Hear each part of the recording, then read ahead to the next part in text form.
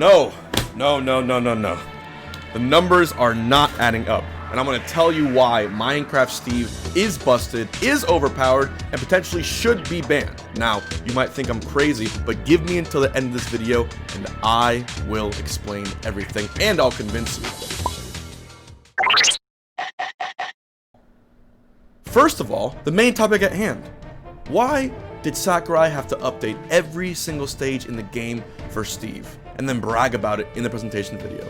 Did the other 80 plus characters in this roster get that treatment? No, not at all. Did me playing Jigglypuff receive my own special king-size mattress to sleep on in the corner of Battlefield because I play Puff? No, I'm like the other characters in this game, who until recently had even fighting battlegrounds in every single situation. But now, Steve, in this regard, Steve gets to choose where he wants to go. Steve has his own catered materials inside every single stage. Before Steve, we could kind of picture somewhere. We can take an opponent to another stage, and the only thing affecting the outcome was the shape of the stage, the platform placement, the atmosphere, if you will, the blast zones. But now, we have to consider not just the shape, not just the boundaries, but the very DNA which makes up the ground of every platform, of every ledge, of every possible atom in the stage. We have to reconsider it. No longer can I say, well, I'm going to fight Steve, so I'm going to take him to Kalos, or Lilat, or Smashville, or Town City, because now, who's to say he won't craft a diamond sword in seconds? Who's to say he won't just spam iron blocks on the ledges, because the stage has way more iron inside of it? And that brings me to my second point, more importantly, which is this.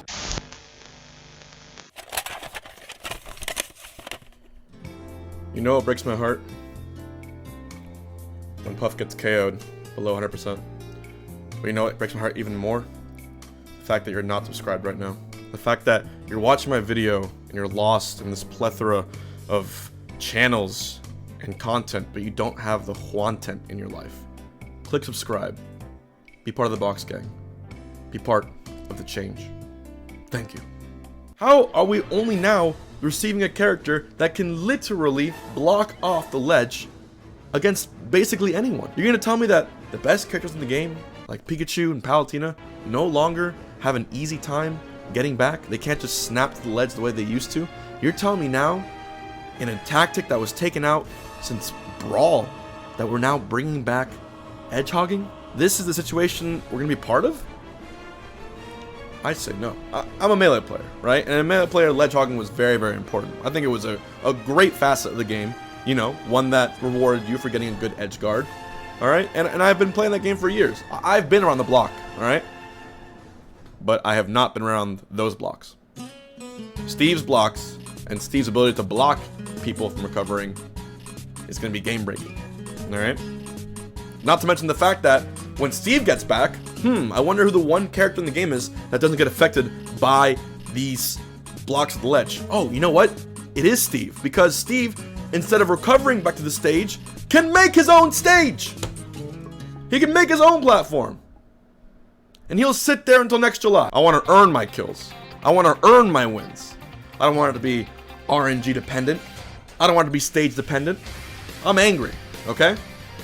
And as someone who plays a beloved low tier, we'll call her low tier, as someone who has struggled to even win against half the roster, is this just another stab in the wound? Is this just another reason for me to potentially give up all my effort? And let's not even begin to talk about his frame data.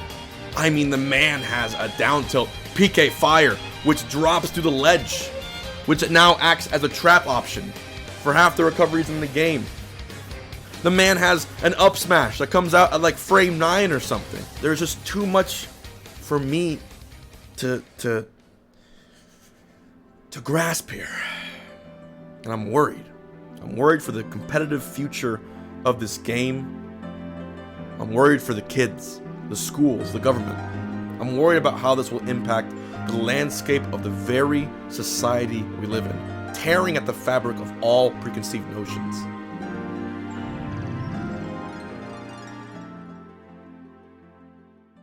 Back in my day, two fighters would be on a stage. They'd duke it out. They'd approach each other. Sometimes they wouldn't approach. But at the end of the day, the person who won earned it for pressing the right moves and outplaying the opponent. But now, in 2020, with Steve, and not to mention Hero, now we're gambling. Now it isn't about who presses the right buttons. It's who presses the luckiest buttons. And Steve is just adding to that mess. And all this has been said to you. All this has been configured to you and repurposed and repackaged in a way for you to absorb, to think it's okay. And I'm here to tell you, I'm not giving in to big blocks. I'm not giving in to the big corporations feeding us their lies. We must put a stop to Steve. We must put a stop to character catering and Sakurai's lobbyism. If he gets the perks, I should get them too. And I don't even have a mechanical magic cart that zooms you off the ledge at the worst angle possible. Steve being in the game renders Little Mac invisible. There's no point in playing Little Mac. He should be gone. He should be wiped off of the roster, because how can you recover when Steve's super fast down smash sends you at a 0.3 angle below the stage to the nether? And I thought that any new character added to the game would be one that I, as a professional gamer, could overcome. But clearly, the cards have been dealt differently.